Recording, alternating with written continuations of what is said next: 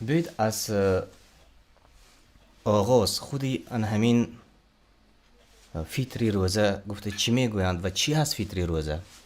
بسم الله الرحمن الرحیم. الحمد لله والصلاة والسلام على رسول الله وعلى آله وأصحابه ومن والاه. اما بعد، صدقه فطر که مشهورترین نامش نسبت صدقه به فطر است. صدقه چه خیلی که بارها در صحبت ها تاکید کردیم از کلمه صدق گرفته شده است به معنای راستگویی. صدقه برای آن صدقه کردن این مال را برای دیگر کس بخشیدن بدون عوض از هدیه فرق میکند. هدیه شما به شخص هدیه میدهید که یا از وی چیزی به شما رسیده است مثل هدیه یا دیگر نیکی یا میرسد. نیکی رسیده است یا میرسد، با همین مقصد هدیه میدهید. بنابراین هدیه یعنی علما رحمت الله علیه در کتاب خرید و فروش میارن هدیه را. برای چی؟ برای اینکه شما هدیه را روز خریده بودید دادید، یا مال دادید یا پول دادید، همون رو خریدید دادید و آن یک روز یا به شما برمیگرده یا گشتگی هست. بنابراین در کتاب خرید و فروش آوردن. اما صدقه به یک شخص میدهید، از وی چیزی امید نمیکنید، به خاطر الله تعالی میدهید. یعنی بیگانه است بگانه است فرق ندارد، کسی که نیاز هدیه دارد فقط به شخص شناس میشود. بله. بنابراین علما رحمت الله علیه گفتن صدقه ثوابش عظیمتر است از هدیه. هدیه غالبا بر عوض است، اما صدقه بدون عوض. صدقه فطر و زکات بسیاری ها همین ما درباره زکات چند روز پیش بسیار صحبت کردیم با شما. اکثریت همین را در ذهنشان آمیخته میکنند. زکات فطر و صدقه فطر یا که این گونه هم میگویند بعضا هر دو یک است یا علایدگی است؟ الله تعالی در قرآن کریم زکات را صدقه نامیده است، برای اینکه زکات هم دلالت به راستگویی بنده هر دوش هم برآوردن پول است. صدقه هم زکات هم. فقط صدقه فطر هم در ضمن زکات است.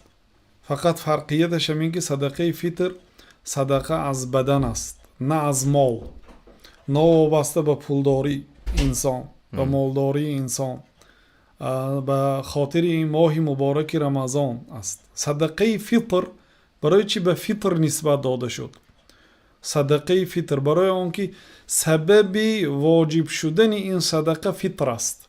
فطر یعنی اولین لحظه که آفتاب روزی آخرین روزی رمضان که غروب کرد ماه شوال می دراید. ماه شوال که در آمد انسان زنده باشد برای او صدقه فطر واجب است. برای چی این سخن ها را میگم؟ برای اینکه وقت رفت و آفتاب غروب کرد، ماه رمضان به آخر رسید، کافر مسلمان شد، صدقه فطر برای او واجب نیست. یعنی یک بار دیگر برای چی؟ صدقه فطر نسبتاً به فطر روزه کشادن.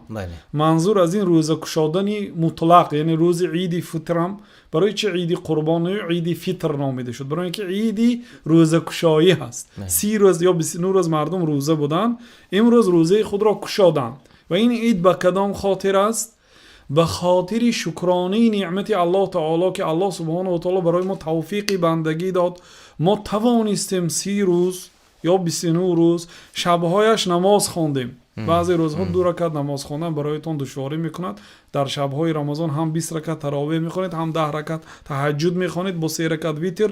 یعنی مبارکی این ماه را بینید. با روزها روزه بودید. با بعضی انسان ها کار هم میکنند.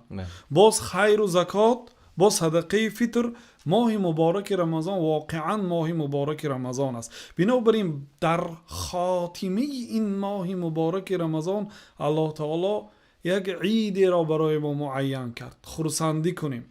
خیلی که عید قربان پایان عبادت بزرگ حج است. اون عید هم بعدی یکی از ارکانهای اسلام است. این عید هم به بعدی یکی از ارکانهای اسلام است. یعنی این ایدها بیهوده از جانب الله سبحانه و تعالی عید معین نشده است. خلاصه به سبب فرارسیدن فطر رمضان صدقه میدهیم که الحمدلله الله تعالی ما را موفق کرد به این رمضان هم رسانید. رمضان رو روزه گرفتیم، به شکرانه اش این صدقه رو میبراریم. صدقه فطر، صدقه که به سبب آمدن فطر واجب بشد. اگر انسان وفات کند بعد غروب آفتاب الکی برای او صدقه فطر واجب است.